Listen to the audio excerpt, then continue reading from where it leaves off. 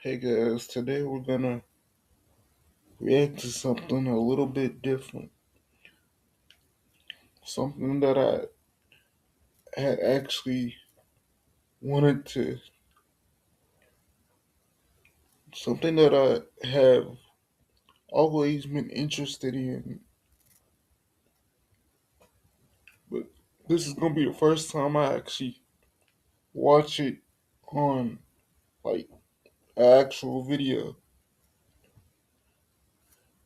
This is the first time that I'm gonna watch uh, Super Carlin's, well, Super Carlin's analyst on the Pixar theory. I've always been interested in the Pixar theory to see like the different connections and the different way they connect the movies, even though they're like some of the movies are super different from each other. So I'm excited to go through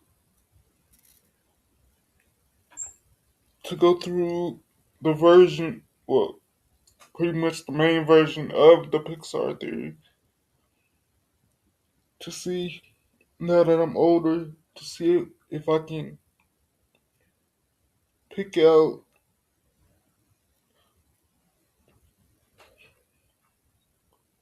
and find different stuff that I didn't find when I was a kid. So this should be fun.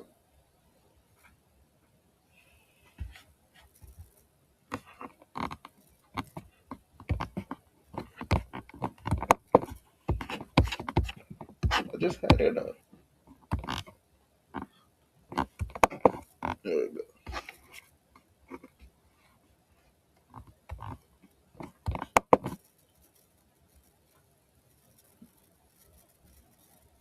My grandparents raised me my whole life. They're like my best friends. So I always like to make sure that they have groceries. With Instacart, I'm able to see what's in. Hey brother! Ben, way back in 2012, we made a video called The Pixar Theory, and it would change our lives and this channel forever. Since then, anytime a new Pixar movie has come out, we've made a full video explaining how it fits into the greater Pixar universe. But it's been 6 years since then, and it's getting a little hard to keep track of everything. So today, we're simplifying things, making a new, updated Pixar theory covering everything from Toy Story through The Incredibles 2. This is the Pixar This should theory. be fun.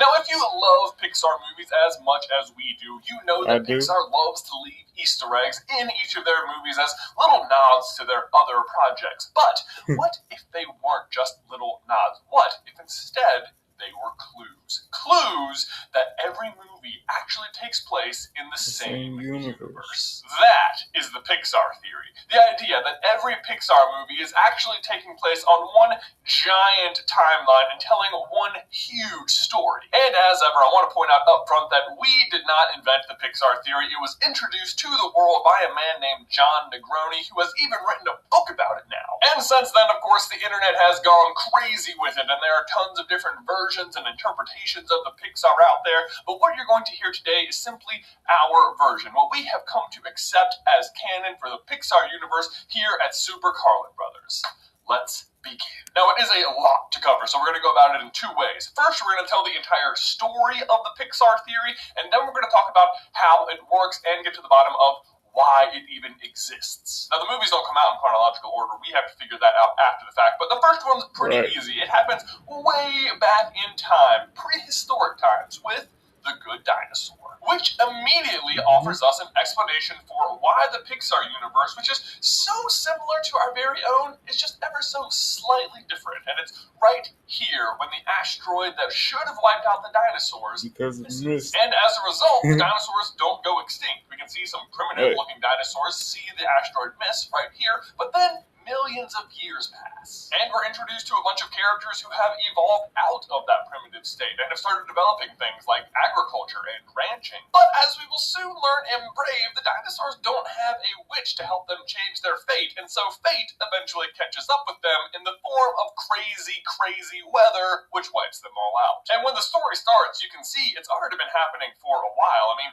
Arlo goes on this grand journey, but he really doesn't run into that many characters. I mean, life is pretty scarce. The pterodactyls used to hunt well, but now have to follow the storm because it's killing everything in its wake. The T-Rexes, which should just be hunting everything, have started ranching things for food. And their herd is so valuable, it's under constant threat of theft by raptors. Even the pet collector, a Strachiosaurus, which typically travels in herds, is now all alone and obviously quite terrified. It's terrifying out here. Meanwhile, though, even the smallest of humans is doing well surviving the storms, proving their intelligence and resourcefulness early on. But what the Good Dinosaur really helps us establish here is that if you're the kind of animal that can survive for millions of years without human intervention, like, I don't know, rats or pelicans or anything underwater, you are probably going to develop some kind of intelligence in the Pixar universe. But that's not the only way you might gain intelligence. You also might be a human who was turned into a giant bear, like in our next movie, Brave. This takes place centuries and centuries later in medieval Scotland, where a young princess is trying to change her fate by not getting married. I'll be shooting for my own hand. Which leads her to follow a path of will-o-wisps into the forest, where she meets a very interesting character indeed, a witch. And the witch's workshop is by far the most curious thing about this movie, especially as it relates to the Pixar theory. For one, it introduces us to magic, which is the first example in the Pixar universe of things not behaving the way they're supposed to. Her crow can talk to humans, her door doesn't work the way I've known doors to work, and the witch herself even seems adept at wielding magic, although she's obviously not the source of the magic. For example, all the knives and other various sharp objects in the shop quickly turn on the witch when she's about to refuse Merida's generous offer, suggesting they do have some sort of mind of their own. And we'll dive into that a lot deeper later, but for now, the other important piece of magic we see the witch do is the ability to change someone's fate. That'll change my fate. And Merida even gives a pretty good description of how fate works. Some say our destiny is tied to the land, as much a part of us as we are of it. Others say fate is woven together like a cloth, so that one's destiny intertwines with many others. It's the one thing we search for or fight to change. Some never find it, but there are some who are led. Now, as it relates to Brave, Merida is just offering us a little bit of foreshadowing about herself. But as it relates to the greater Pixar theory, it is actually giving us a very interesting clue about the witch. So just bear that in mind as we move forward. But so far we've established that humans and animals are both capable of intelligence. But as we get to our next movie, we'll introduce the third player to the game, the machines. And the power struggle between these three groups, animals, humans, and machines, That's one of my favorite pretty much Pixar define movies. the middle section of the theory. And I use the word power struggle pretty loosely here because no one's really ever trying to be in power. It's just that different groups rise into it, often at the cost of the others. And honestly, for the animals, their ship sailed with the dinosaurs. They are never really going to rise back up. For now, let's focus on the introduction of the machines, which happens in The Incredibles, taking place somewhere in the 1950s or 60s. Here we are introduced to the supers, the peak of human existence, who live in a world of constant crime and danger, and who do their best to fight it until one day they're outlawed. But not before For no Mr. reason, Incredible, I might the add. very best of all of them, offends his biggest fan, Buddy Pine, aka Syndrome. He does not take it well and spends the rest of his life developing technology that will help him kill the supers so that he can spends pretend the rest to of his be life one. being a Slightly hater. however, the AI he creates to defeat the supers also turns out to be smart enough to defeat him. And although the Incredibles step in and defeat the Omnidroid and kill Syndrome, the damage has been done. Syndrome has introduced. Funny thing about that is he created the machine to be like too smarter to him. So it kind of was funny when Well, besides the like no capes thing, it was kind of funny how they got Syndrome up out of here, up out of there.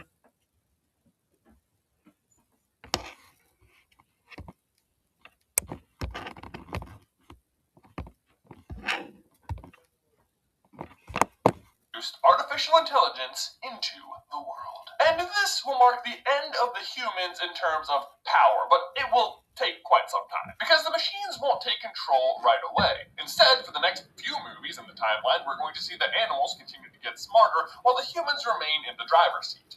Well, except for that one time. This may be the last ad you ever see, because with the free ad block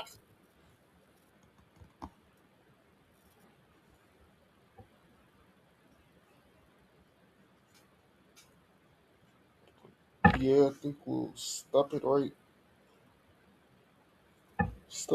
there for now.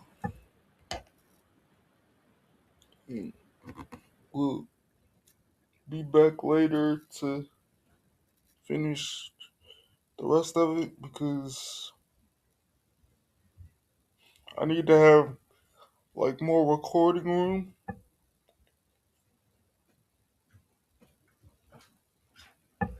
because for some reason Canva only gives me like about 26 minutes to record, which is fine. I'm not really complaining about it, but it makes it harder to complete certain videos because I have to put certain videos into parts.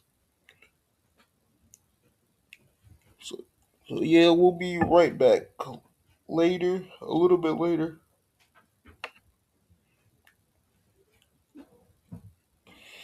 and I will see you guys then. I'm enjoying this so far, though.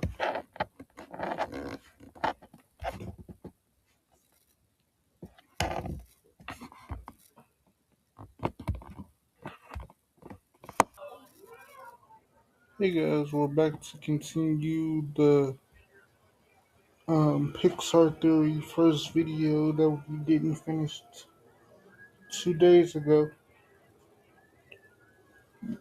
Yeah, we're just gonna watch this video all the way through to the end because I think it only has like 20 minutes left. Where it's true, you sharpen notes to get seafood for you. Type in the details for your perfect fish. And next up are the Toy Stories Inside Out, Up, Ratatouille, Finding Nemo, and Finding Dory. Finding Nemo gives us a glimpse back into the world of the animals, and especially undersea, they have been left alone for quite some time, and as a result have developed quite a bit of intelligence. I mean, they have school systems, traffic lights, and a real estate market, I guess. A lot of other clownfish had their eyes on this place. You better believe they did. And not only that, we see a lone fish successfully circumnavigate the ocean to locate his son, and a separate group of fish successfully overpower a human. While another human looks on reading his Incredibles comic book. I mean, obviously I missed out on that Buzz Lightyear on the ground. What are you doing, kid? Jeez. But not all the animals are out to fend off the humans. Remy the rat in Ratatouille becomes the greatest chef in the world, which is pretty significant because up until that point, cooking was exclusively a human activity. Although to be fair, Remy is sort of the exception to the rule. His father sees humans as the enemy and even names them as such, and he's not wrong. Eventually that's going to be very true.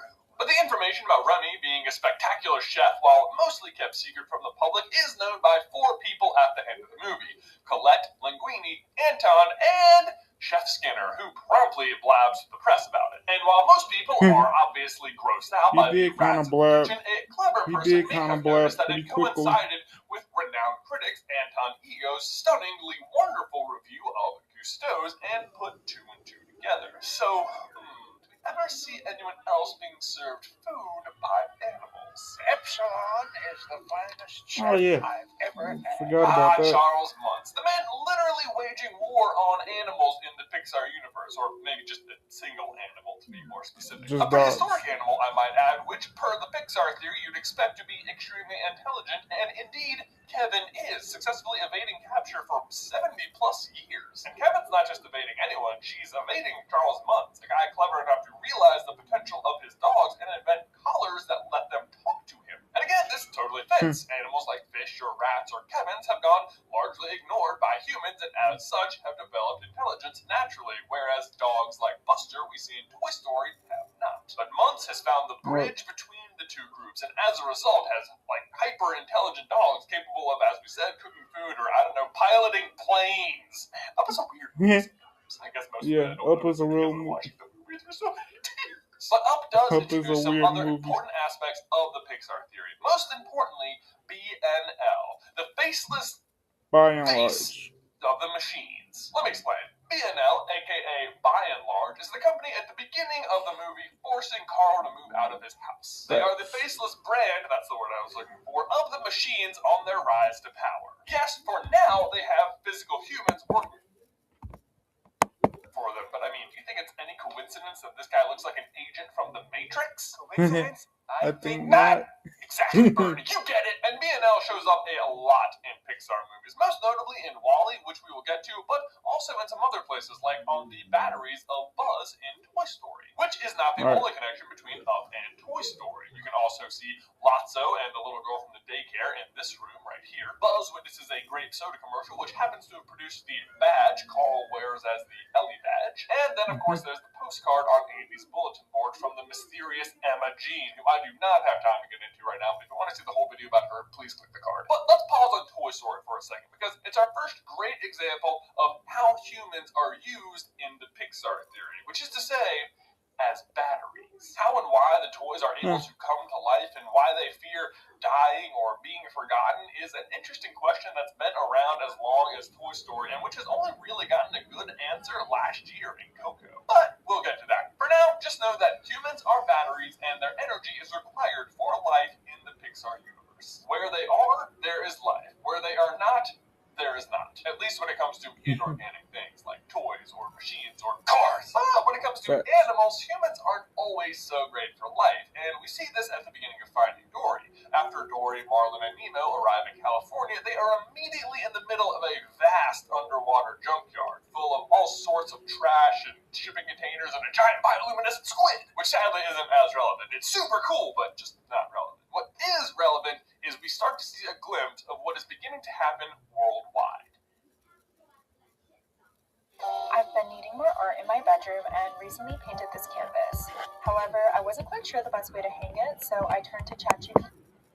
Trash. And even though animals have been on the decline for a while, this is really where they start to drop off, because trash is just not good for animal life. Well, unless maybe you're like, I don't know, rats or something. Which, hey, wouldn't you know, that's the very next movie in the Pixar timeline. It's like they're planning it. But we've already talked about rats. Let's talk about what happens when pollution gets out of control. This is the setup for WALL-E, that the tiny little city-building battery company, by and large, has now become so big and so powerful, they have literally taken over the planet and polluted it so bad that humans have to leave while little WALL-E trash compacting robots clean up the mess. So the humans leave for some 700 years, all the animals are dead, and what is left?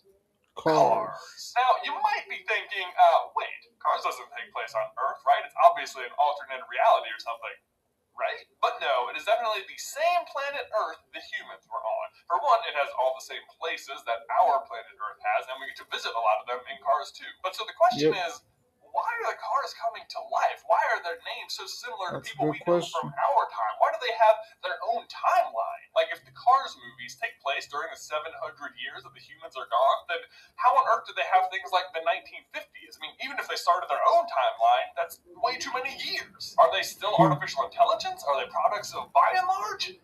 No. BNL's goal is never to create a race that inhabits the planet. Instead, their goal is to control the humans with consumerism and capitalism, and that means treating them as comfy as possible at any cost. I mean, just look at how they're treating everyone on the axiom. It's an interesting shift from the AI's first encounter with the humans with the Omnidroid. It's like they realize the better way to control them is just to pamper them into death. Hashtag pamper to death. And of course, what the machines get from it is the human energy, which again, we're going to talk about later. Which brings us back to the cars, which aren't coming to life via AI. Instead, it's very similar to the way the toys come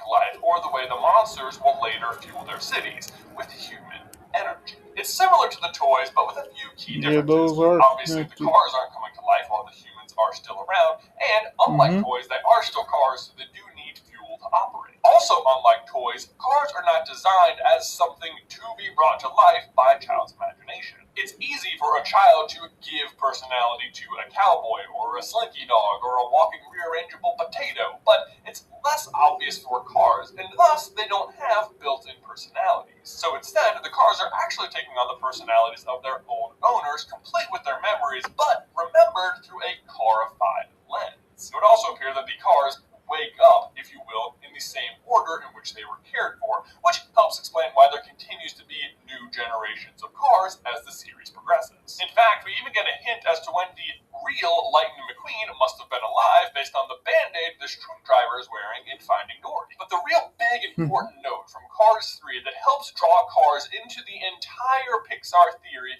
is one little line from Cruz when she's driving on the beach. I didn't want to hit a crab. Sorry, what? What? It was cute. Is this an animal that isn't a car in this world? I thought all the animals had died off, but no, there's crabs? Okay. It's seriously like they're planning this stuff, because this fits perfect. Do you remember back in Finding Dory, that junkyard scene? Well, guess what happened to be thriving amongst all the trash? Crabs. So it should be no surprise that even though the humans have vacated the planet, they have survived through the pollution and into the world of cars. Oh, wait, I hear you say. When we start out in WALL-E, the planet is way more polluted than we see in Cars. There's tons of plant life for the Eves to be going down and reporting back with. Agreed, two excellent points, but both are actually pretty easily explained. First of all, the humans may have had to leave way before the planet looks like the way we see it in WALL-E. And second, it's possible that the Eve drones are specifically being sent to areas that have been vastly polluted to see if life has returned and is capable of being lived in again. But really, it doesn't matter, because the AI is determined not to return home. Even if the Earth was 100% clean and the Eve drones were coming back time after time with vegetation, they're just not going back. That's Directive A113. Stop the captains from knowing the Earth is safe. It's possible that in WALL-E, this is not even the first time that this has happened, that Otto has just been intercepting all sorts of plants and sending them off into space. And as for the planet getting as brown as we see it at the beginning of WALL-E, well, I think that's what might happen if the only inhabitants of the planet for centuries were nothing but cars. But of course, the cars die off too, because, like we said, without humans, there can't really be life. The cars can survive on fuel alone for a while, but even by Cars 2, there's already an energy crisis. But that brings us back to WALL-E, where one superhuman-obsessed little robot finally manages to get a plant delivered to a captain of the Axiom, and they come skyrocketing back to the planet, and everything is great. Mostly. After all, they are still returning to a planet that has been subject to a ton of pollution for a very long time, and it seems to have an interesting effect on the humans over the next few thousand years, which is that they eventually evolve into monsters. Which I know sounds crazy, but actually it's not the first time we've seen a human transform into a monster in the Pixar universe. Jack anyone? Now, Jack can of course do it on denied cookie demand, but it does reveal that humans have the potential to make this kind of change under the right circumstances. But guess what the monsters are suffering from, guys? Say it with me, an energy crisis. And so what are they having to harvest to run their cities on? Human energy. Or more specifically, human emotions, or even more specifically, human memory. All right, here we go. Finally, we're going to get to how humans work as batteries. And it starts with the scare shortage, which, if you ask me, makes no sense. I mean, we hear all throughout the movie that both Sully and Randall are so close to breaking the all-time scare record. The two best scarers of all time are working at tandem next to each other. The Harry Potter stories are this extraordinary phenomenon.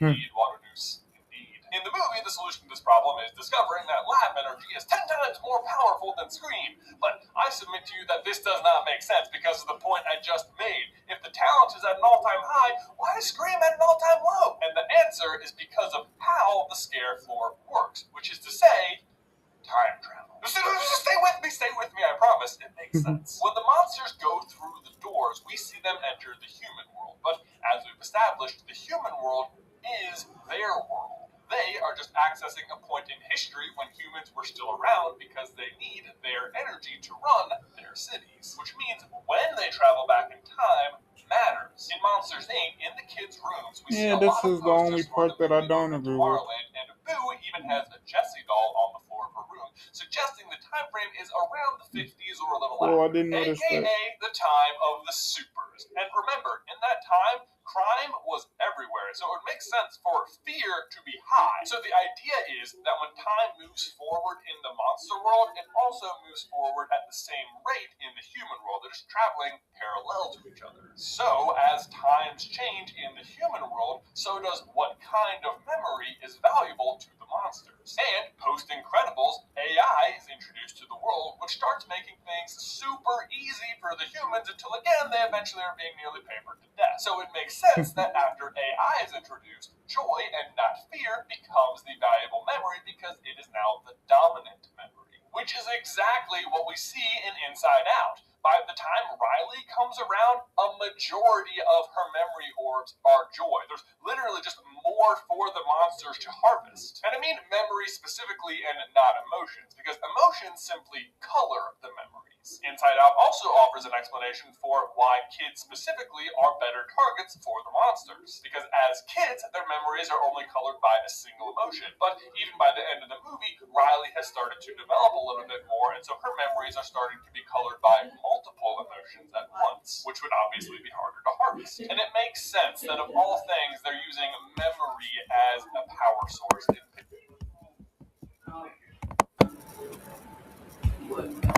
Pixar, because memory might be the most important aspect of everything. It might be the reason the Pixar theory exists. It's the message they're trying to tell you. In Inside Out, we're introduced to Bing Bong, and his death is quite powerful. Because Riley remembers him as an actual being and not just as a single memory, he is preserved as a being in her mind and not contained into a single core. And he spends most of the movie in this state as a memory that isn't forgotten, but one that is also never called upon. So instead, he's just allowed to roam freely throughout her mind. Until, of course, he falls victim to the memory dump. And so, not so oddly, this exact phenomenon is the driving force behind the entire plot of Coco, which is why it should come as no surprise then that the City of the Dead looks like a much grander version of the human mind. Because rather than looking at just the single mind of a little girl, now we're looking at the collective memory of the entire country of Mexico. But the rules are pretty much the same. Sure, once a year, if your family puts your picture on the ofrenda, you can cross back over and accept an offering from them. But either way, as long as a single person remembers you, as long as one memory orb of you exists somewhere in someone's mind, you are allowed to continue living in the land of the dead. But if you are completely forgotten, much like Bing Bong at the end of Inside Out, you then suffer the final death. And this is the point of the Pixar theory, to actively remember those who came before you, to look back as a guide to the future, because those who are not forgotten aren't really gone. And this theme permeates every Pixar franchise. I mean, Bob Parr is afraid that if people forget the old ways, then Mr. Incredible will truly die. His true self, then, will really die. In Toy Story, Wheezy is sick because Andy has forgotten him. In Ratatouille, Cousteau's memory is being tarnished and Remy is out to set it straight. Carl can't let Ellie's memory die. He carries it around as literal baggage until he finally realizes that instead of remembering her, he needs to live the way she wanted him to live. Dory's whole character is about memory, and she shows us tragically how terrible forgetting can be. I mean, without the ability to remember, she could have swam right up to her parents and not even realize who they were. Arlo is controlled by guilt and memory of his father's death, and fears he'll never make him proud until his dad's ghost literally appears to him and says, The cars, on the other hand, as machines and not humans, are starkly not concerned with legacy. Both Lightning and Doc Hudson both scoff at it. But then there's the adorable little Wally, also a machine, but one who actively cares about remembering humans, and as such, what happens to grow right next to him? Mm-hmm. And remember the brown Earth? Well, another explanation might be that all of humanity has literally forgotten Earth. Even the captain has to ask the ship to look up what Earth is. But once he starts to remember, well, and finally, this brings us all the way back to where we started. Brave, inside a little witch's hut, where the most important memory of them all, an image that has no business existing in medieval Scotland, and yet is there all the same. It is a carving of none other than Sully. Because this is not just some random witch. This old lady is Boo.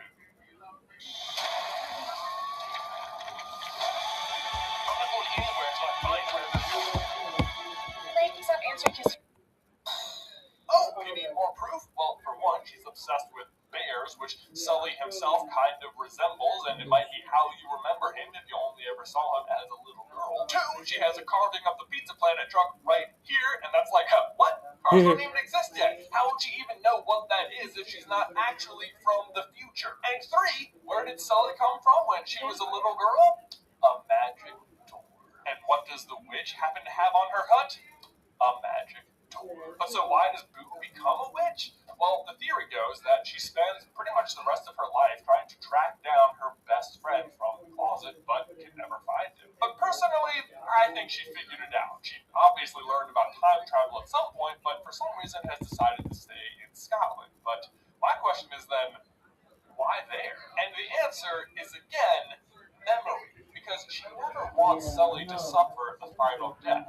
She never wants him to ever really be forgotten. And how do you fight that? By living in the past and remembering something from the future, effectively creating a permanent loop. As long as she stays here and ensures the events of Brave happen, she ensures the future. That she will always go on to be a little girl who meets Sully and that grows up trying to find him again and eventually come back to this point.